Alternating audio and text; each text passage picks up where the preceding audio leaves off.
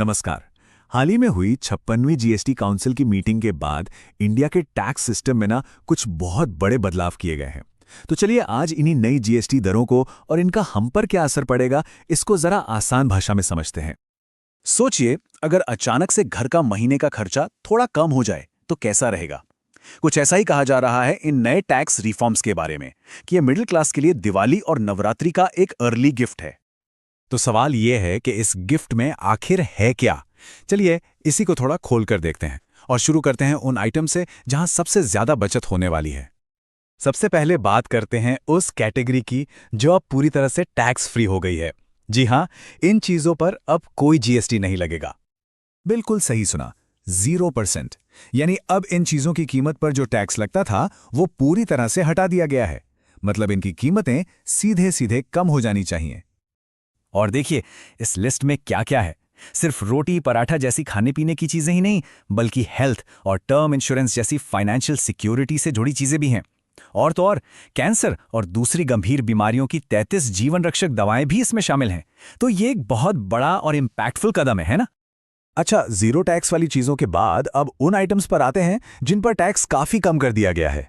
हमारी रोजमर्रा की जरूरत की बहुत सारी चीजें अब एक नए लोअर टैक्स स्लैब में आ गई हैं। और ये कटौती कोई छोटी मोटी नहीं है। सोचिए, जिन चीजों पर पहले 12 से 18% तक टैक्स लगता था वो सब अब सीधे 5% वाले ब्रैकेट में आ गई है। इसका सीधा असर घर के महीने के बजट पर पड़ना तो तय है। तो इस 5% वाले ब्रैकेट में क्या क्या है? देखिए, एक तरफ तो हेयर ऑयल, शैम्पू, घी, मक्खन जैसी पर्सनल केयर और ग्रोसरी की चीजें हैं जिससे सीधे सीधे हम जैसे परिवारों को फायदा होगा। और दूसरी तरफ ट्रैक्टर और खाद जैसे खेती के सामान भी हैं जिससे किसानों की लागत कम करने में मदद मिलेगी। ओके, तो ये तो हो गई रोज की चीजें, लेकिन बचत सिर्फ यहीं तक नहीं है। अब बात करते हैं बड़ी खरीदारी की। जैसे घर के लिए जब हम कोई बड़ा अप्लायंस खरीदते हैं तो उस पर भी टैक्स कम हुआ है। देखिए, पहले जो 28% का सबसे ऊंचा टैक्स स्लैब था, जिसे अक्सर लग्जरी टैक्स भी कहते थे, अब बहुत से होम अप्लायंसेस उससे बाहर आ गए हैं। उन्हें सीधा 18% के स्लैब में डाल दिया गया है। ये एक बहुत बड़ी राहत है जिससे ये चीजें काफी अफोर्डेबल हो सकती हैं। तो इसका सीधा मतलब ये है कि अब घर के लिए टीवी, फ्रिज या एसी जैसी बड़ी और जरूरी चीजें खरीदना शायद थोड़ा और आसान हो जाएगा। ये एक ऐसा बदलाव है जो सीधे सीधे मिडिल क्लास की जरूरतों और सपनों से जुड़ा है। लेकिन कहानी में एक ट्विस्ट है। ऐसा नहीं है कि सब कुछ सस्ता ही हुआ है।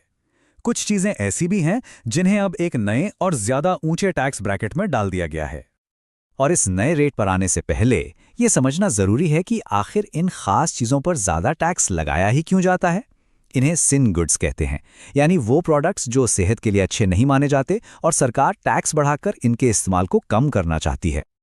और ये नया रेट है 40%। जी हां, 40%। ये जीएसटी का अब तक का सबसे हाईएस्ट रेट है और इसे बहुत चुनिंदा चीजों पर ही लगाया गया है। तो कौन सी हैं ये चीजें? इसमें मेनली 3 तरह के प्रोडक्ट्स हैं। पहला, कोल्ड ड्रिंक्स, एनर्जी ड्रिंक्स जैसे मीठे पेय पदार्थ। दूसरा, सभी तरह के तंबाकू और पान मसाला प्रोडक्ट्स। और तीसरा, 350 सीसी से ज्यादा इंजन वाली महंगी और लग्जरी मोटरसाइकिल्स। सरकार ने ऑफिशियली एक पूरी लिस्ट जारी की है जिसमें हर स्लैब का पूरा ब्यौरा दिया गया है। मतलब पूरी ट्रांसपेरेंसी रखी गई है। और जाहिर है, इन सारे बदलावों से हम सबके खर्च करने का तरीका और बजट दोनों ही बदलने वाले हैं। तो आखिर में सवाल यही है कि इन नई दरों से एक आम परिवार के बजट पर असल में क्या और कितना फर्क पड़ेगा। इसका सही जवाब तो हमें आने वाले कुछ महीनों में ही पता चलेगा, जब ये रेट्स लागू होंगे।